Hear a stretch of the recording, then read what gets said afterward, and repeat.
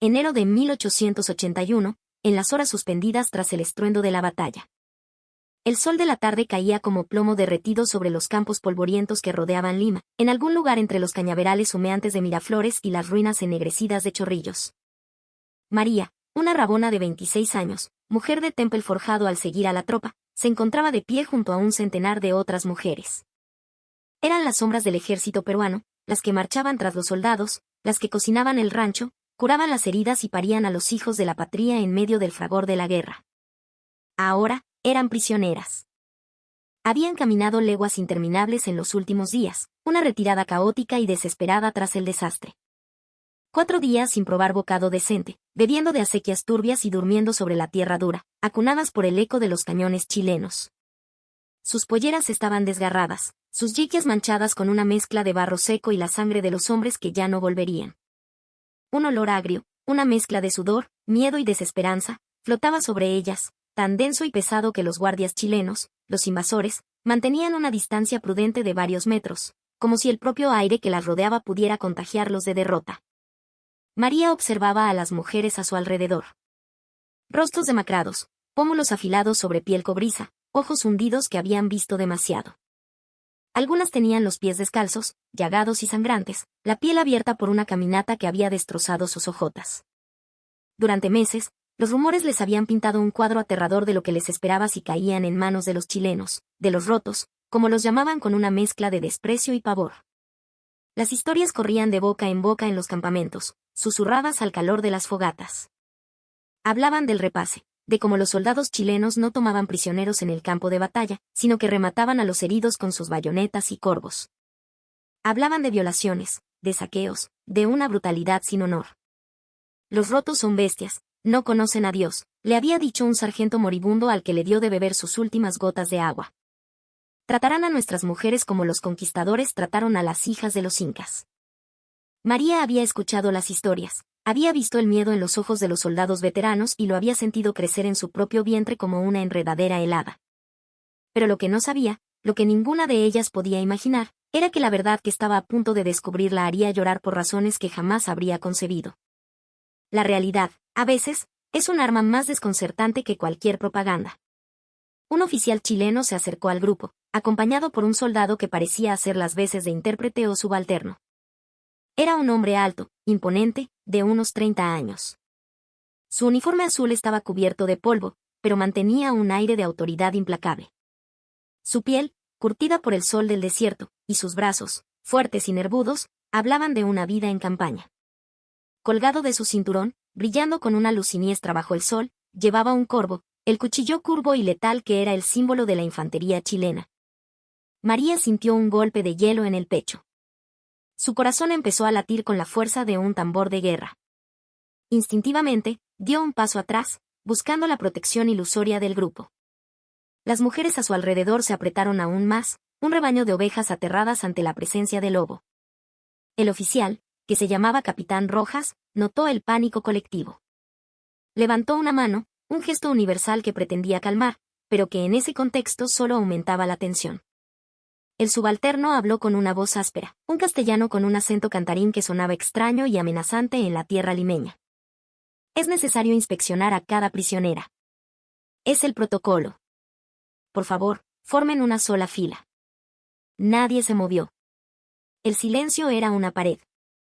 Rojas suspiró, un sonido de impaciencia contenida. Su mirada recorrió el grupo y se posó directamente en María, que por su instintivo paso atrás había quedado casi al frente. Se acercó a ella, sus botas levantando pequeñas nubes de polvo. Usted primero, dijo el subalterno. Si quieres presenciar cómo este instante hizo añicos los terrores que se susurraban en cada trinchera, acompáñanos en este relato. Tu atención nos permite seguir desenterrando las verdades ocultas tras el humo de la pólvora, esas historias humanas que florecen, inesperadamente, en los campos más áridos de la guerra. María temblaba de pies a cabeza mientras el capitán Rojas se acercaba. No podía apartar la vista del corvo. La hoja curva parecía sonreírle con malicia. Había visto lo que esas armas hacían en el cuerpo de un hombre. Se detuvo a menos de 1 metro de ella. Su rostro era una máscara inexpresiva, sus ojos grises le examinaban con una frialdad clínica. Levante los brazos, ordenó el subalterno. María obedeció con una lentitud agónica. Sus manos temblaban tanto que apenas podía mantenerlas en alto. Sentía las miradas de todas las demás mujeres clavadas en su espalda, compartiendo su terror. Rojas observó su ropa. La blusa de algodón estaba rasgada por el hombro, manchada con la sangre seca de un soldado al que había intentado vendar hacía 2 días. Su pollera estaba tiesa por el barro y el polvo. Pero lo más importante, lo que un ojo entrenado en la miseria de la guerra podía ver, era que sus ropas estaban infestadas. Tras días de marchar y dormir entre las ruinas, en corrales abandonados y trincheras sucias, los piojos y las pulgas eran una plaga inevitable, un enemigo silencioso que viajaba con ambos ejércitos. Rojas podía verlos, pequeños puntos oscuros moviéndose en las costuras de la blusa. Sin mediar palabra, desenvainó el corvo. El sonido del acero deslizándose fuera de la funda fue como un grito en el silencio. María ahogó un sollozo. Por favor, no, suplicó en un susurro que apenas fue audible. Intentó retroceder, pero un soldado chileno la sujetó firmemente por los brazos desde atrás. El pánico la inundó. Ya está, pensó. Es el fin. Rojas dio un paso más. María cerró los ojos con fuerza, las lágrimas quemándole los párpados. Esperaba el dolor agudo, la humillación final, la confirmación brutal de todas las historias de horror que había escuchado. Esperaba que la barbarie del roto se desatara sobre ella. Entonces sintió el cuchillo. La hoja fría tocó su hombro derecho. Con un movimiento rápido, preciso y sorprendentemente experto, Rojas cortó la manga de su blusa desde el hombro hasta el codo. Nada más. María abrió los ojos, aturdida por la confusión. El capitán, sin mirarla a la cara, repitió el movimiento en la otra manga. Luego, con un cuidado deliberado, casi quirúrgico, deslizó la punta del corvo por las costuras laterales de la blusa, desde las axilas hasta la cintura. La prenda se abrió, revelando la enagua de algodón que llevaba debajo. Rojas envainó el cuchillo con un chasquido seco. Quítese la ropa, dijo el subalterno. Va a recibir prendas limpias y desinfección. María se quedó paralizada, incapaz de procesar lo que estaba sucediendo. No entendía. El soldado repitió, con un dejo de impaciencia, no le estamos haciendo daño, mujer. Su ropa está llena de piojos. Si no se la quitan ahora, toda la zona se contaminará. Es un peligro para usted y para nosotros. Va a recibir ropa limpia, un balde de agua tibia para asearse y desinfección. Es protocolo sanitario, ¿entiende? María levantó la vista hacia el capitán Rojas. El imponente oficial ya se estaba alejando, caminando hacia la siguiente mujer para repetir exactamente el mismo procedimiento. No había lujuria en su mirada, no había crueldad en sus gestos. No había humillación, solo una eficiencia fría y metódica. Las lágrimas de María cambiaron de naturaleza. Ya no eran de miedo, sino de algo mucho más complejo e insondable, una mezcla de alivio abrumador, confusión absoluta y algo que no pudo nombrar en ese momento, pero que se sentía como una punzada de vergüenza. Vergüenza por haber creído las mentiras, o quizás, vergüenza al descubrir una verdad que la desarmaba por completo. Los chilenos no habían venido a violarlas. Habían venido a despiojarlas. El protocolo del ejército chileno en campaña, aunque no estuviera escrito en un manual tan formal como los de otras naciones, se basaba en la misma lógica aplastante que dictaba la supervivencia, el pragmatismo militar. Los oficiales más astutos, veteranos del desierto, sabían que un enemigo más letal que las balas peruanas acechaba en la sociedad de la guerra, el tifus. Los piojos transmitían el tifus, y una epidemia de tifus podía aniquilar a un batallón en cuestión de semanas. Un grupo de prisioneras infestadas en un campamento provisional podía desatar un infierno sanitario que mataría por igual a cautivos y captores. Los chilenos no estaban siendo amables, estaban siendo inteligentes. Estaban protegiendo su inversión más valiosa, la salud de su propio ejército invasor. Pero para María y las demás mujeres peruanas, que esperaban la más abyecta brutalidad, ese pragmatismo se sentía como un acto de misericordia casi divino. Si estás descubriendo con nosotros esta increíble faceta de la historia, escribe Corvo en los comentarios. Queremos saber que estás ahí, desentrañando el pasado. María, con manos temblorosas, se quitó los restos de su blusa rasgada y dejó caer su pollera al suelo polvoriento. Las otras mujeres, viendo que el procedimiento se repetía en ellas sin violencia, hicieron lo mismo. Pronto, un centenar de mujeres se encontraron en sus enaguas y ropa interior, vulnerables bajo el sol inclemente, esperando el siguiente paso, todavía temerosas de que el horror fuera solo un acto aplazado. En lugar de eso, aparecieron 2 hombres con brazaletes de la Cruz Roja y un par de cantineras chilenas, mujeres robustas y curtidas que seguían a su propio ejército. Llevaban baldes, jabón y bultos de ropa limpia. Una de las cantineras, una mujer mayor de rostro severo pero no cruel, se acercó a María con una manta de lana áspera. El aseo es por allá, dijo, señalando con la barbilla una zona apartada, donde se habían levantado unas pantallas de lona para dar algo de privacidad. Su acento era marcado, pero sus palabras eran claras. Agua tibia y jabón de sebo. Tómese su tiempo. María no podía moverse. Estaba llorando de nuevo, silenciosamente. ¿Por qué? ¿Por qué nos tratan así?, preguntó en un quechua entrecortado con español, su voz quebrada. Se supone que debían odiarnos.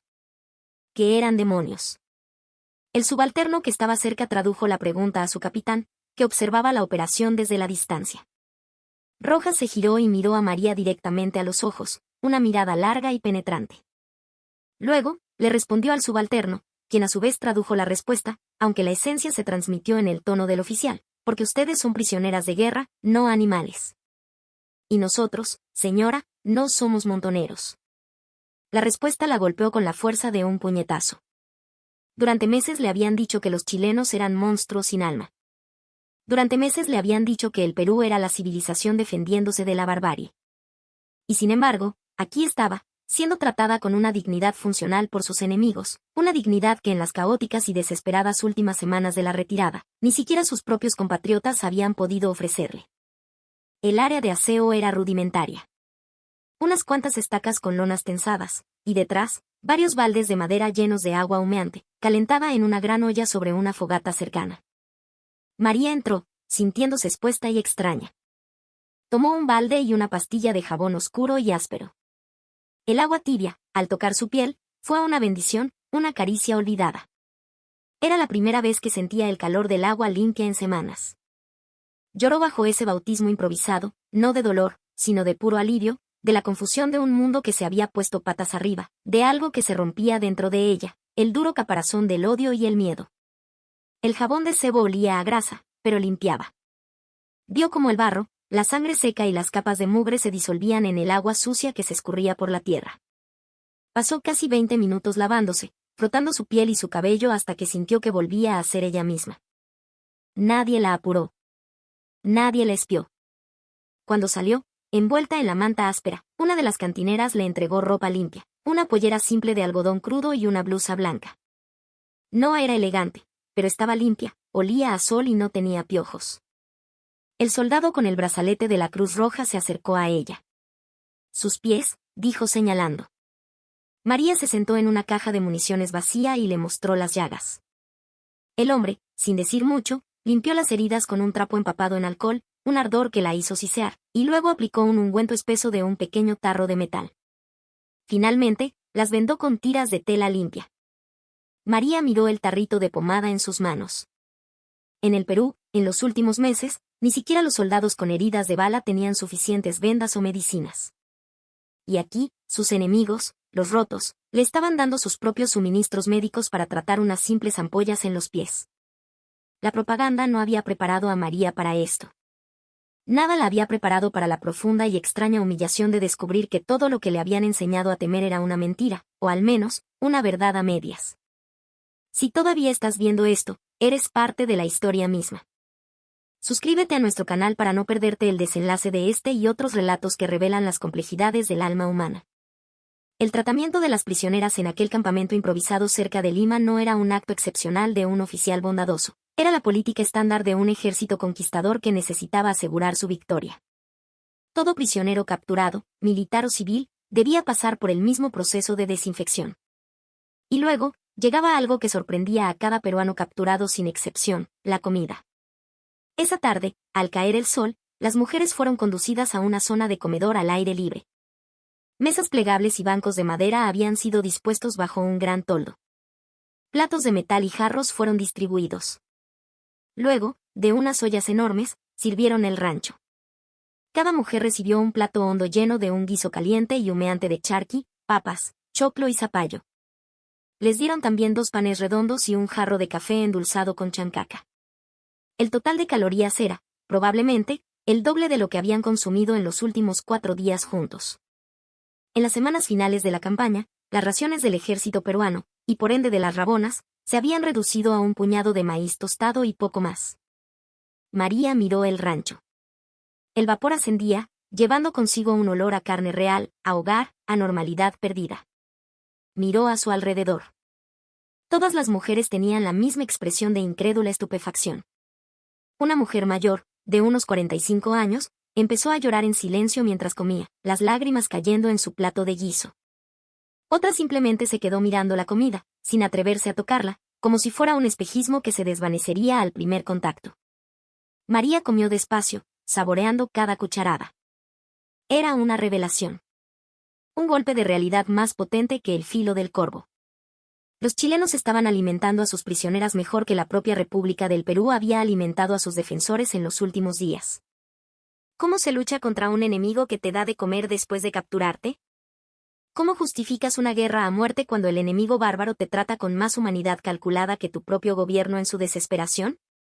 Esas eran las preguntas que daban vueltas en la cabeza de María, preguntas para las que no tenía respuesta. El tratamiento humanitario, o más bien pragmático, de los prisioneros por parte del alto mando chileno no era puro altruismo. Era estrategia pura y dura. Un general como Baquedano sabía que la guerra no se ganaba solo con balas. Cada prisionero bien tratado era un testimonio viviente de que los rumores de una aniquilación total eran falsos. Cada prisionero bien alimentado era un agente que, sin saberlo, debilitaba la voluntad de luchar del enemigo. Y funcionaba. La noticia se extendía como el fuego en la paja seca. Para cuando el ejército chileno se preparaba para entrar en Lima, muchos preferían la rendición a una resistencia suicida, no por cobardía, sino porque la supervivencia con un mínimo de dignidad parecía una opción posible. María pasó varias semanas en ese campo provisional antes de ser liberada junto con las otras mujeres no combatientes, justo cuando la ocupación de Lima se consolidaba.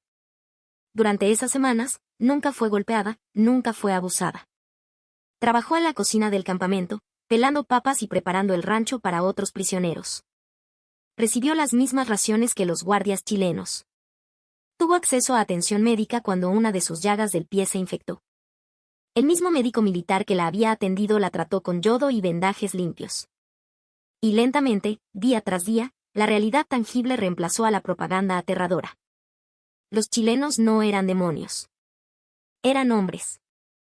Hombres que habían ganado una guerra no solo por su superioridad militar, sino también por una fría y calculada estrategia de control. El Perú no solo había perdido la guerra de los fusiles, sino también la guerra de la logística y la moral. En los meses siguientes, ya en una Lima ocupada, María sobrevivió. El Reich del que hablaba el guión original no existía para ella, el mundo que se había derrumbado era el suyo, el del guano y el salitre. No había un país al que regresar, porque su país ahora estaba bajo el yugo del enemigo. Se quedó en la ciudad, trabajando como cocinera en un convento que atendía a los heridos y desamparados, tanto peruanos como chilenos, que la guerra había dejado en las calles. Nunca emigró. Su tierra era esa, herida y todo. Pero nunca olvidó aquel momento en que el capitán Rojas cortó su blusa con el corvo. El momento en que esperaba la brutalidad y recibió, en su lugar, un procedimiento sanitario. El instante en que toda la propaganda de odio se derrumbó frente a una realidad desconcertante. Años más tarde, ya anciana, rodeada de hijos y nietos nacidos en un Perú en paz, les contaba la historia. No para alabar al invasor, sino para enseñarles una lección más profunda. Me enseñaron a odiar a los chilenos, les decía con su voz arrugada. Me dijeron que eran bárbaros sin honor. Pero cuando caí en sus manos, no me violaron, no me torturaron. Me dieron agua caliente, ropa limpia y un plato de comida caliente. Y ese simple acto de humanidad calculada destruyó meses de mentiras en 30 segundos. Aprendí ese día que un país, o un ejército, que trata bien a sus enemigos capturados no lo hace por bondad, sino por inteligencia. Y que la humanidad, incluso cuando es una estrategia, es mejor que la barbarie. No todos los prisioneros peruanos fueron tratados así. Hubo abusos, hubo campos donde las condiciones fueron terribles, especialmente en los momentos de mayor caos. Pero el estándar, la política oficial, la intención documentada por la disciplina del ejército chileno, era un tratamiento pragmático según las convenciones de la guerra de la época. Y ese estándar, esa fría lógica, salvó vidas. No solo de prisioneros, sino también de los propios soldados chilenos que evitaron las enfermedades y las represalias que una política de exterminio habría provocado. La reciprocidad en el tratamiento de prisioneros es una de las pocas victorias morales en una guerra llena de horrores. ¿Qué opinas de esta historia de propaganda contra realidad? ¿Conocías el contraste entre lo que los peruanos esperaban y lo que algunos realmente experimentaron como prisioneros? Déjanos tu comentario y suscríbete a nuestro canal. Cada semana traemos historias verificadas y fascinantes que cambiaron el curso de la historia. Activa la campana.